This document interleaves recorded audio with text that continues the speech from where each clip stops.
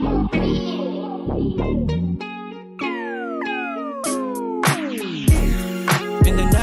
daily, Mindanao daily, Mindanao daily, Mindanao daily, Mindanao daily, Mindanao daily. Watch us anytime, anywhere. Pwede nimo makita sa digital o papel. Mga balita na masaligan para sa katawan. Serbisyo publiko, aksyon, edukasyon sa tanan. Sita na mo bay, diri sa may syudad. Makasin natin ang inamigong way paglubad. Laag divisoria, uban ang higala. Ay nakatingala, tsada ni diri. Mindanao daily, Mindanao daily, Mindanao daily, Mindanao daily, Mindanao daily, Mindanao daily. Igutom ka, kontreta. Pag humantan, sa kong pera. Bisag asa, panalugara. Agrikultura, pasiuda. Wow, Mindanao, nakapost sa social media. Local artists, MDN, mo supportas. Good morning, real estate. My name is James Haliasgo and welcome to Home Digital Live, your digital source for real estate news and updates. Today, we have a special guest for today, one of our partner bank, and we're going to talk to her later on after this commercial break. But right now, I'm inviting everyone to please watch this video.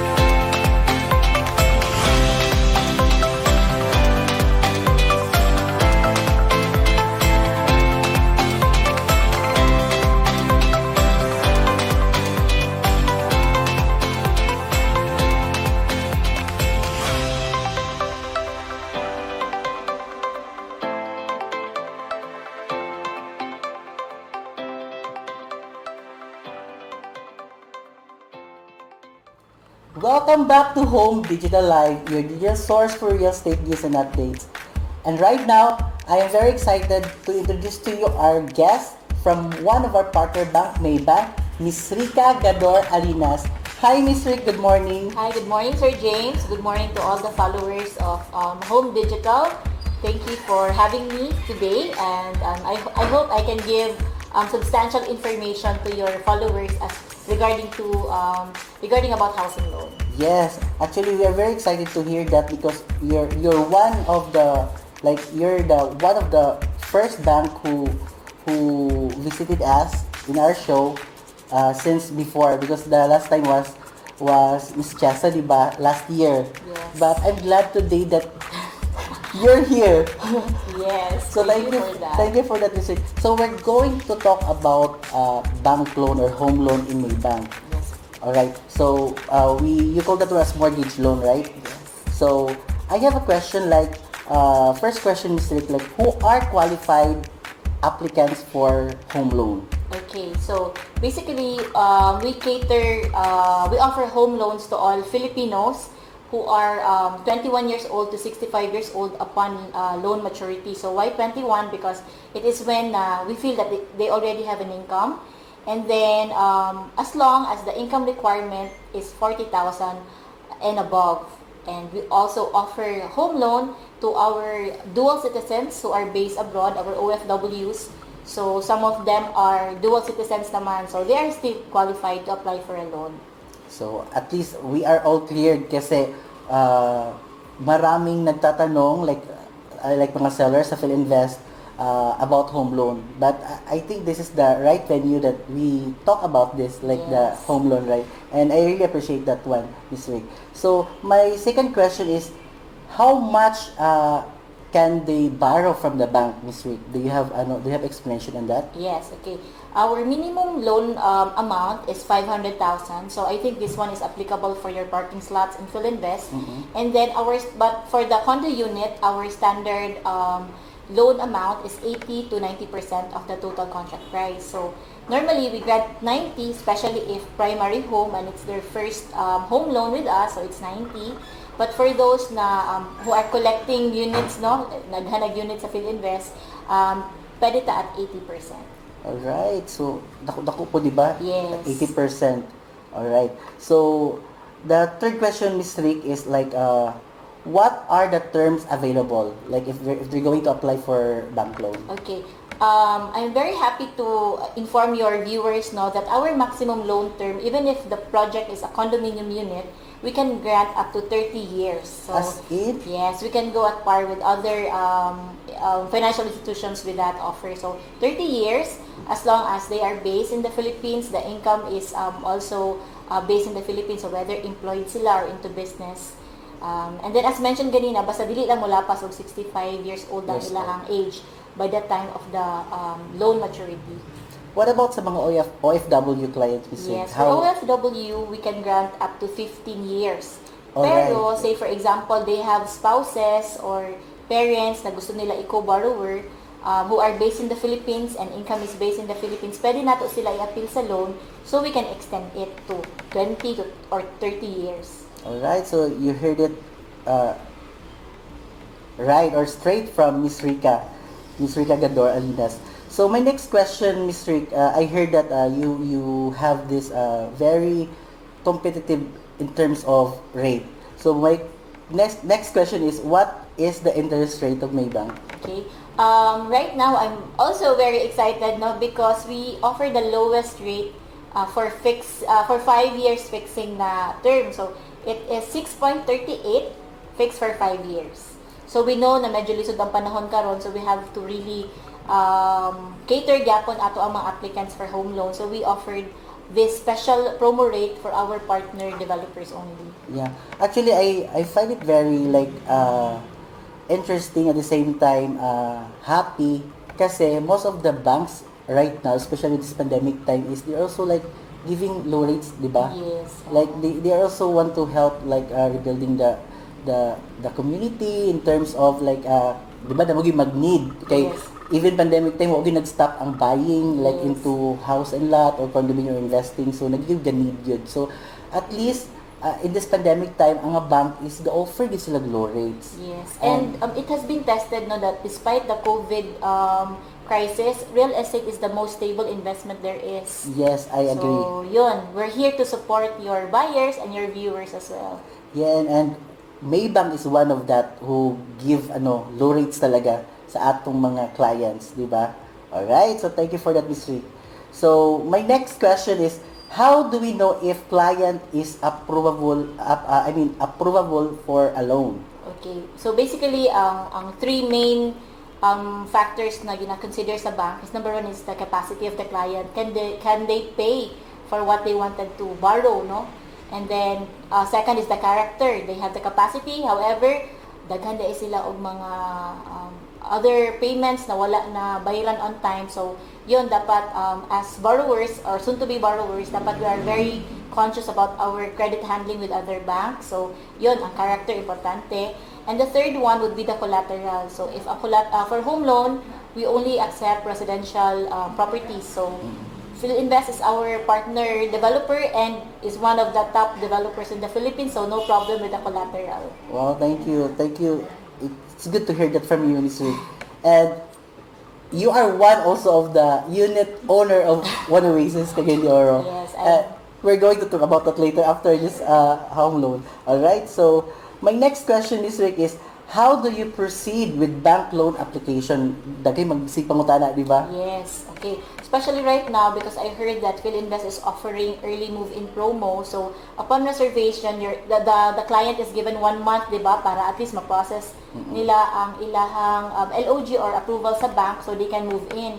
So, kami, we really want to also meet the requirement of the client and the developer. So, number one, we do pre-qualification. So, just submit the basic, very basic income requirements lang, application form, valid IDs, and then ang ilahang income requirements, and if they're married, provide marriage certificate, or if they're single, birth certificate or senomar. Para ma-pre-qualify na to, after 1 to 2 days, we can let the client or the agent or the developer know kung approvable siya.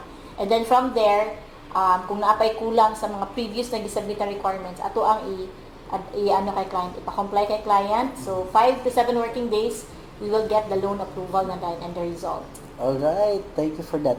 So, speaking of requirements, Ms. Rick, can we enumerate to them unsa atong mga requirements for bank or home loan? Okay.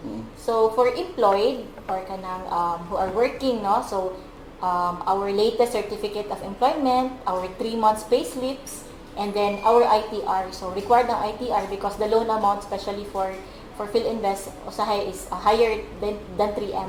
So, kailangan ng ITR. Tapos, kung OFW, aside sa payslips and the COE, proof of remittance lang dayon. Pero pwede na siya to follow. So, muna atong pag-process. Pag into business po siya, atong requirement is at least 3 years in operation na ang business and then 2 years na po siya earning. So, our requirement would be at least 2 years ITR and audited FS, ang latest permits, ang iyang bank statement reflecting the income of the business and ilang trade references. So we can do also trade checking sa ilang mga clients o customers. Alright, so that leads me to my next question is like how will loan proceed to be released? Okay, so since the property that we are buying is from the developer, so the bank, so kung saan yung i-loan sa amo, the bank will pay the developer na. Alright, so direct na yung pagbayad. So pag approve na imong loan, kami na din sa developer ang mag-coordinate. So good as cash na Yes. from the developer. Yes. Alright, pag once na ang approval is for na loan takeout na. Yes. So that's all for now, Miss Rika. Thank you so much for gracing our invitation, to come over here and present your product and services from Maybank. So, any number to contact you, or where is your office located? So, our office is located at second floor of Pioneer House Building in Mabini, Vélez Street, Cagayan de Oro City, and then you may call me. I cannot memorize my company phone, but okay, I'll give you my... No, it will be flashed on the screen. Okay, sige, I'll give you my company phone later, and my email address is mgalinas@maybank.com. Alright. And then, just additional Sir James, if I may announce na for those partner agents and brokers of PhilInvest, if you will refer your client to us for home loan applications or approval, you will also get 1% commission or referral incentive from the bank. Wow. So, yun, everybody happy. Mabayaran si developer, the client will be granted the loan, and then also the sellers will receive their referral incentives also. Alright, so I would like to encourage everyone, for those who's watching right now, so if you have needs of home loans, so please go to Maybank and contact Miss Rika or Miss Chessa to facilitate your needs. Di ba, Ms. Rick? Yes. So, all the information that you'll be needing is naka-flash sa inyong screen right now. So, the contact numbers and the email address and also their office. So, thank you so much, Ms. Rick, for this episode.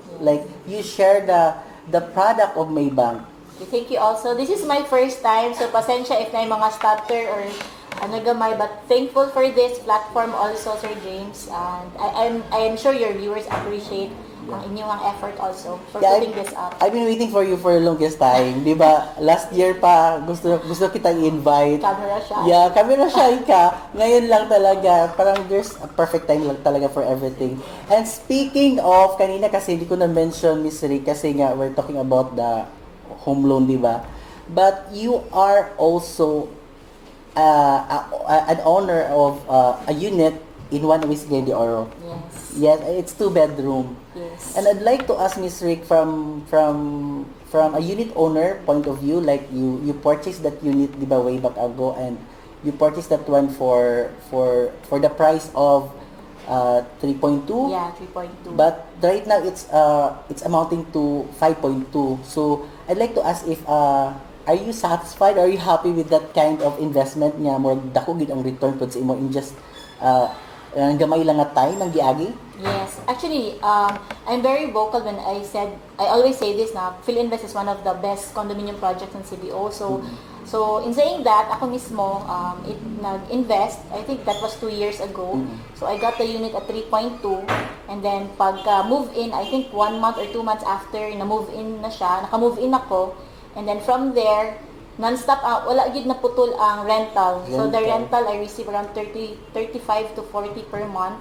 Tapos akong bank loan is only 25. Oh my God, there is additional savings. So naa siya ang savings, but most importantly, the property is kanang appreciating dito ang value niya through time. So mas dako gid ang kita if mag-invest ka karon and then mudako ang value sa property. So ang return ana nimo I can even sell it karon with a profit of 2M, di ba? As so yun. And I'm a very happy unit owner, and kudos also to the guards and to the project management team.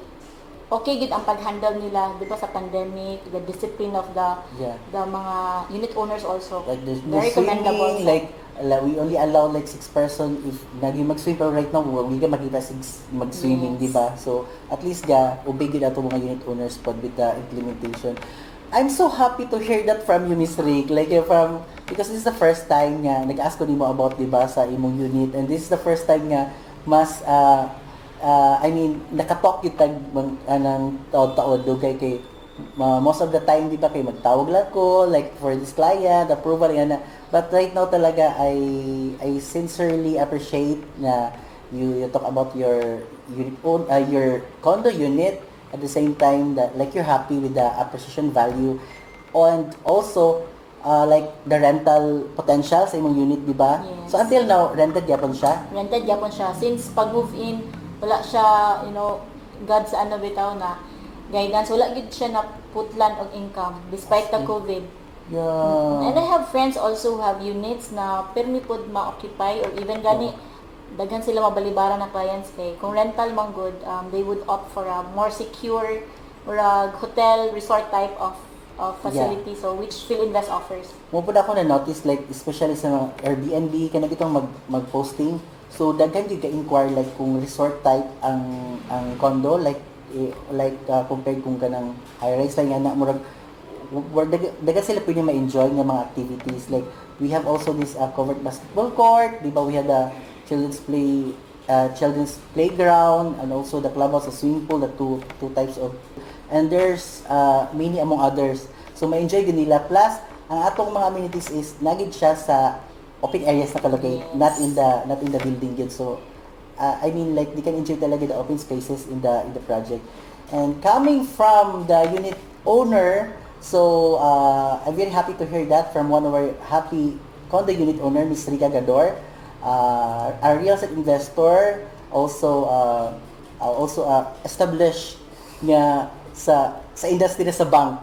So thank you so much, Ms. Rica, again for guesting here in Home Digital Live. Thank you, Sir James. Thank you to your viewers and followers of Home Digital. Alright, thank you. So